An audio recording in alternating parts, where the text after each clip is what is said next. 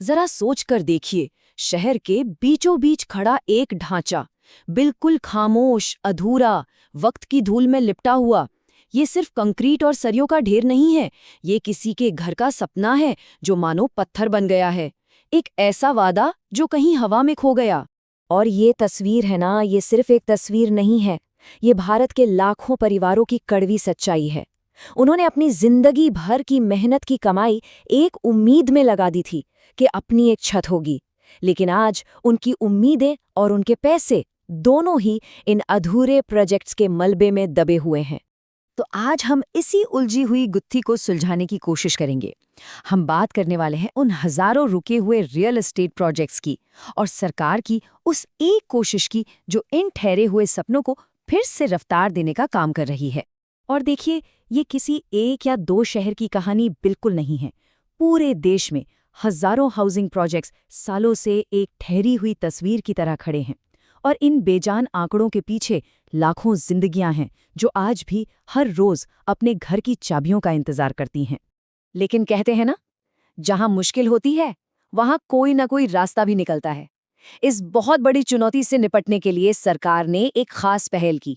एक ऐसा फंड बनाया जो इन रुके हुए प्रोजेक्ट्स के लिए उम्मीद की एक किरण बनकर सामने आया। इसका नाम है स्वामित्व फंड। तो चलिए थोड़ा और समझते हैं इसको। आखिर ये स्वामित्व है क्या? इसका पूरा नाम है special window for affordable and mid income housing. जैसा कि नाम से ही पता चल रहा है, ये एक खास फंड है जो किफायती और मध्यम वर्ग के परिवारों के लिए बन रहे घरों पर अपना ध्यान लगाता है। इसे साल 2019 में सरकार के सपोर्ट से शुरू किया गया था। तो इस फंड का सबसे बड़ा काम क्या है? देखिए, इसका सीधा सा मकसद है रुके हुए हाउसिंग प्रोजेक्ट्स को पूरा करने के लिए प्रायोरिटी डेट फाइनेंसिंग देना। अब अगर आसान भाषा में कहें तो ये फंड वो आखिरी और सबसे जरूरी पैसा देता है जिसकी कमी की वजह से कोई प्रोजेक्ट बस पूरा होने से रह गया था। और इतने बड़े और जरूरी फंड को चला कौन रहा है? इसकी बागडोर है SBI वेंचर्स लिमिटेड के हाथों में, जो कि देश के सबसे बड़े बैंक भारतीय स्टेट बैंक की ही एक सब्सिडियरी कंपनी है। और जब SBI जैसी संस्था का नाम जुड़ जाता है तो जाहिर है भरोसे की एक मजबूत नींव बन जाती है। अच्छा, अब एक शब्द बार बार सुनने में आता है, AIF, यानी स्वामिएच एक AIF है। अब ये सुनने में थोड़ा टेक्निकल लगता है ना, पर घबराने की कोई बात नहीं है। चलिए मिलके समझते हैं कि ये AIF आखिर होता क्या है और ये काम कैसे करता है। AIF का मतलब है ऑल्टरनेट इन्वेस्टमेंट फंड। आप इसे एक तरह का स्पेशल इन्वेस्टमेंट पूल समझ सकते हैं, जहां कई बड़े और अनुभवी इन्वेस्टर्स मिलकर अपना पैसा एक जगह इकट्ठा करते हैं। फिर इस जमा हुए पैसे को किसी खास मकसद वाले प्रोजेक्ट्स में लगाया जाता है। और हाँ, भारत में इस पूरे सिस्टम पर SEBI की नजर रहती है। इसे एक तरह का खास इन्वेस्टमेंट क्लब मान सकते हैं, जिसका एक ही मिशन है। देखिए, पहला स्टेप, एक्सपर्ट इन्वेस्टर्स पैसा एक साथ लाते हैं। दूसरा स्टेप, इस पैसे को बहुत सोच समझकर सिर्फ उन प्रोजेक्ट्स में डाला जाता है जिन्हें इसकी सबसे ज्यादा जरूरत है। और तीसरा और सबसे जरूरी स्टेप, रुके हुए प्रोजेक्ट्स को फिर से शुरू करके उन्हें आखिरकार पूरा किया जाता है। वैसे बस आपकी जानकारी के लिए बता दूं कि स्वामिएच फंड एक कैटेगरी 2 का AIF है। ये एक टेक्निकल क्लासिफिकेशन है जिसका मोटा मतलब ये है कि ये फंड खास तौर पर रियल एस्टेट जैसे सेक्टर्स में पैसा लगाने के लिए ही बना है, जहां पैसों की तुरंत जरूरत होती है।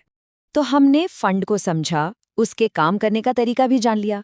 लेकिन हाल ही में ऐसा क्या हुआ जिसने इस फंड में एक नई जान डाल दी है? बस यहीं पर इस कहानी का सबसे दिलचस्प मोड़ आता है। तो सवाल ये उठता है कि वो क्या वजह थी जिससे इस फंड के काम करने की स्पीड अचानक से बढ़ गई? ऐसा कौन सा बड़ा बदलाव आया जिसने इसके रास्ते की रुकावटें ही हटा दी? और जवाब है भारतीय रिजर्व बैंक यानी RBI की तरफ से मिली एक विशेष छूट, एक ऐसी परमिशन जिसने इस फंड के लिए एक तेज रफ्तार वाला एक्सप्रेसवे ही खोल दिया। अब इस स्लाइड पर जो है वो इस पूरी कहानी का सेंटर पॉइंट है। समझिए, RBI ने हाल ही में बाकी सभी AIFs में निवेश से जुड़े कुछ नियमों को थोड़ा सख्त किया था, लेकिन उन्होंने स्वामी फंड को इन सख्त नियमों के दायरे से बाहर रखा, उसे पूरी तरह से छूट दे दी। तो इसका असल मतलब क्या हुआ? इसका मतलब ये है कि अब स्वामी फंड बिना किसी एक्स्ट्रा रेगुलेटरी रुकावट के ज्यादा आज़ादी और तेजी से अपना काम कर सकता है। ये एक ग्रीन सिग्नल की तरह है जो कह रहा है आगे बढ़ो और रुके हुए काम को पूरा करो। तो चलिए अब इन सब टेक्निकल बातों को एक तरफ रखकर वापस उस सवाल पर आते हैं जो सबसे जरूरी है। इन सब का जमीन पर उन लाखों लोगों के लिए क्या मतलब है जो बरसों से अपने घर का इंतजार कर रहे हैं। इस पूरे मिशन का, इस फंड का और आरबीआई की इस खास छूट का सिर्फ और सिर्फ एक ही मकसद है, इन कंक्रीट के बेजान ढांचों में फिर से जान डालना। मकसद सिर्फ ढांचों को पूरा करना नहीं है, मकसद है इन्हें एक जीता जागता घर बनाना, जहां परिवार बसें, जहां बच्चों की किलकारियां गूंजें और जहां अधूरे सपने आखिरकार अपनी मंजिल तक पहुंचें। और ये मिशन खास तौर पर उन किफ़ायती और मध्यम आय वाले परिवारों के लिए है जिन्होंने अपनी जिंदगी की एक एक पाई जोड़कर एक छत खरीदने का सपना देखा था। स्वामिश फंड, इसमें कोई शक नहीं कि एक बहुत बड़ी और जरूरी पहल है और आरबीआई की इस छूट ने इसे और भी ताकतवर बना दिया है।